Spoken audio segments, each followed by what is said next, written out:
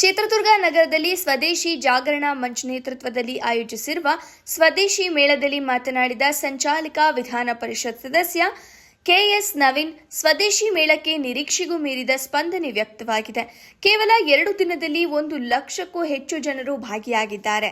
ಉಳಿದ ದಿನಗಳಲ್ಲಿ ಇನ್ನೂ 2 ಲಕ್ಷ ಜನ ಸೇರುವ ನಿರೀಕ್ಷೆ ಇದೆ. ಮೇಳದಲ್ಲಿ 15,000ಕ್ಕೂ ಹೆಚ್ಚು ವಿದ್ಯಾರ್ಥಿಗಳು ಭಾಗವಹಿಸಿರುವುದು ಒಂದು ದಾಖಲೆಯಾಗಿದೆ. ಇಲ್ಲಿಯವರೆಗೂ ನಡೆದಿರುವ ಸಮಾವೇಶಗಳು ಯಶಸ್ವಿಯಾಗಿವೆ.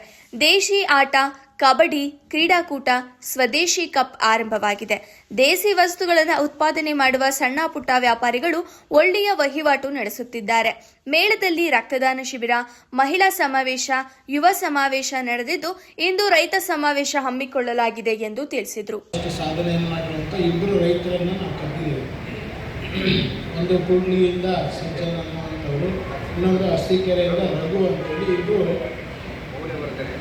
ನಮ್ಮ ಉದ್ದೇಶ ಏನಿತ್ತು ಅಂತಂದರೆ, ನಾವು ಸೈಂಟಿಸ್ಟ್ನ ಕರೆಸಿ ಮಾತಾಡೋದಕ್ಕಿಂತ ಅವರೇ ಸ್ವತಃ ಮಾಡಿರೋವಂಥವ್ರು, ಅವರೇ ಕೈಯಲ್ಲಿ ಕೆಲಸ ಮಾಡಿರೋವಂಥವ್ರು ಮಾಡಬೇಕು. ಅವರ ಅನುಭವವನ್ನು ತಿಳಿಸ್ಬೇಕು. ಲ್ಯಾಬ್ರೇಟ್ರಿಯಲ್ಲಿ ನಡೆಯುವಂಥದ್ರ ಬಗ್ಗೆ ಹೇಳಬಾರ್ದು. ಒಂದು ಐಡಿಯಲ್ ಕಂಡೀಷನಲ್ಲಿ ರೈತ ಹೇಗೆ ಕೆಲಸ ಮಾಡಬೇಕು ಅನ್ನೋಂಥ ಮಾಹಿತಿ ಕೊಡಬಾರ್ದು. ಅವರು ಸ್ವತಃ ಮಾಡಿರೋವಂಥದ್ದನ್ನೇ ಅವ್ರು ಹೇಳಬೇಕು ಅನ್ನೋಂಥ ಕಾರಣಕ್ಕೋಸ್ಕರ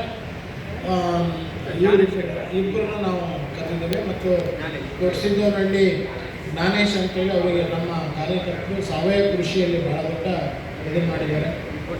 ಮತ್ತು ಗೋಶಾಲೆಯೂ ಕೂಡ ಅವ್ರ ಸಹಕಾರದಿಂದನೇ ಆಗಿದೆ. ಇವತ್ತು ಅವರಿಗೆ ನಾನು ಬೆಳಗ್ಗೆ ಆ ಕಾರ್ಯಕ್ರಮದಲ್ಲಿ ಹೋಗಿ ಬಂದೆ. ನಮ್ಮ ಹಿರಿಯೂರು ಬಬೂರ್ ಫಾರ್ಮ್ KVK ಅವರಿಗೆ ಪ್ರಶಸ್ತಿ ಕೂಡ ಸಿಕ್ಕಿದೆ ಇವತ್ತು ಬೆಳಗ್ಗೆ. ಹೀಗೆ